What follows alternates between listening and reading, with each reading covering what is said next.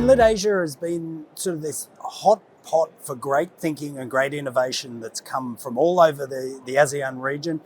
This year, it moves up another scale. Now that we're starting to see renewables take their role, we're really starting to see what's that mean to the context of everything else operating in the utility landscape. So it's an interesting year. We're excited to be here. Well, the interesting thing with what's happened now is we've been an engineering-based industry forever and ever, really. I mean, we've built power plants, we've built grid lines, we've built everything that's required to get energy to the consumers. Now that we're doing that effectively, the really interesting thing about the energy transition is how much data we have. And working with that data from meters, from sensors, from consumers, from social media, all of these things make a context for how we can better serve, but also what we can do to change the dynamic of the relationship. Because we will need to change the relationship for the energy transition to be successful. Well, I think there's a couple of different ways to look at it. What we're trying to do is make sure that utilities can harness the relationship that they have with the equipment that they need to supply and the consumer that they need to serve. So in between those two things is all the fabric of a utility organisation to help them be as effective and as productive as possible. But with this new challenge of trying to create change and positive change in the energy transition, we've got to be able to accelerate quickly. And what's a great accelerator to that? Artificial intelligence, machine learning, high-powered computing, all of that done in a context that aids the utility to make the change, but also doesn't allow for those intruders that want to come in and compromise the security of an organisation or its data to be kept secure. And that's where Oracle plays its role, helping you innovate more securely in the changing dynamics of the energy transition. So there's a couple of things. We talk about two things, particularly in the asset domain, and let's face it, utilities are still very asset intensive. There's two concepts that you've got to master at the beginning.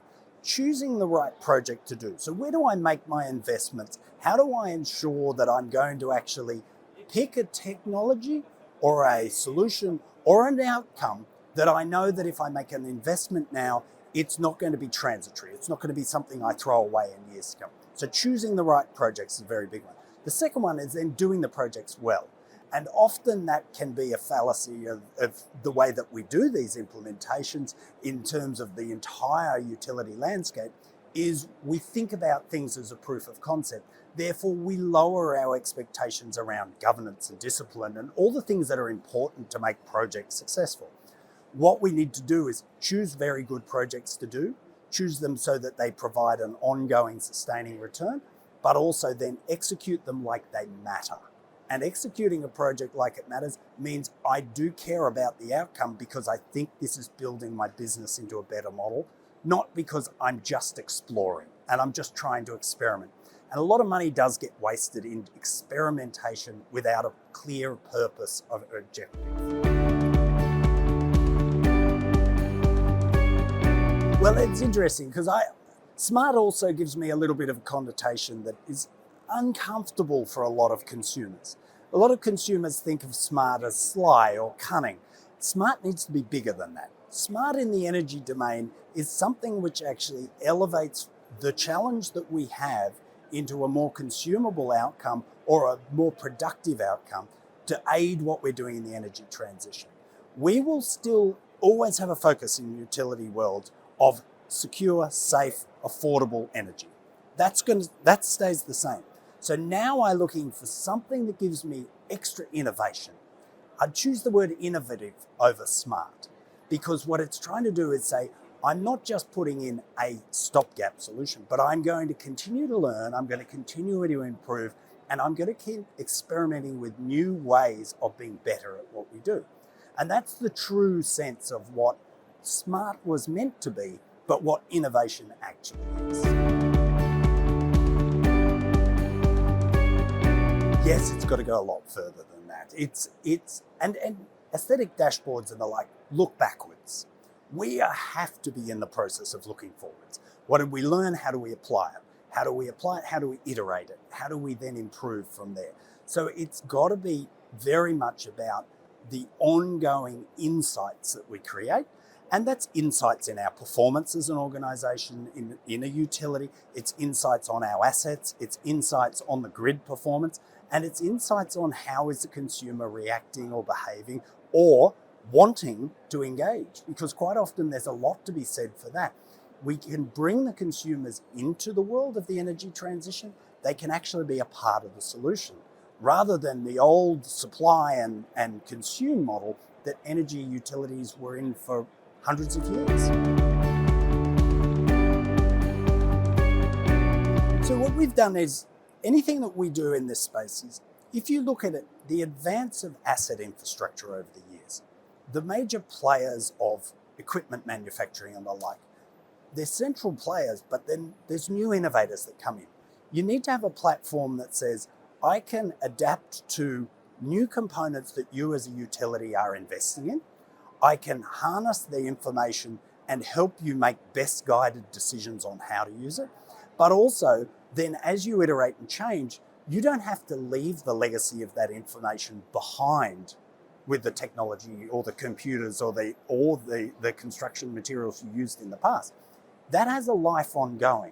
So you need to have something, a solution which allows you to figure a tapestry of information across many different manufacturers, including those we still haven't seen come to bear yet, because there will be new sensors, there will be new intellectual devices that are coming into the energy landscape that we're going to want to pick that information with everything else we have. But not only that, it's a lot of information that we don't have ourselves. It's meteorological information. It's information from social media. Getting the tapestry of all of this together to help aid decision making and guide innovation, that's where we play our biggest role.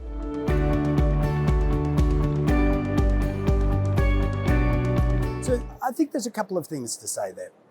If you look at what we do in Oracle, we put an enormous amount of our investment in solutions in that R&D space out of what our consumer base says. So often I hear, well, we need to build it because it needs to be right for us.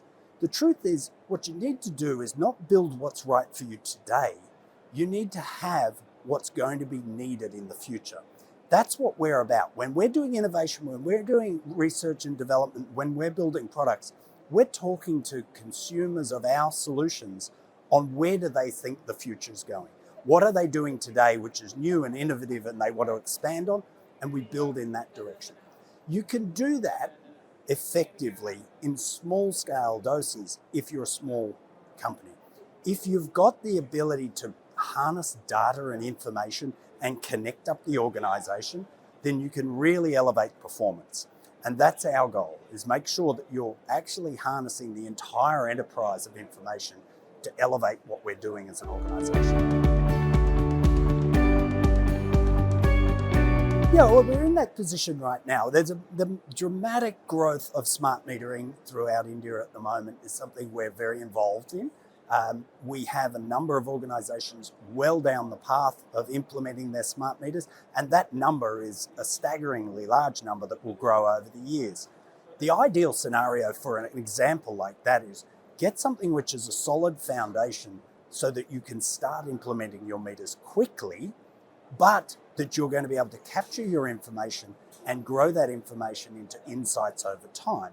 So it's a perfect example of, give me the solution I need to begin the journey today, but be the solution I need for the fullness of the future when I'm processing this enormous amounts of information and trying to make good business decisions out of it.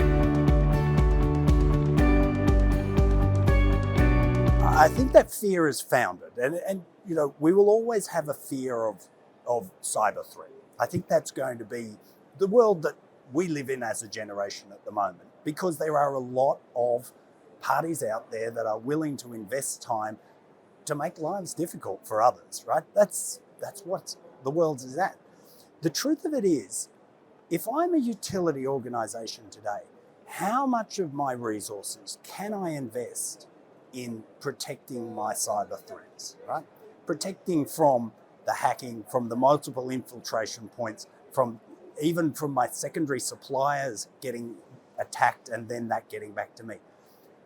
In reality, as an energy company, I'm here to produce safe, affordable supply of energy to consumers.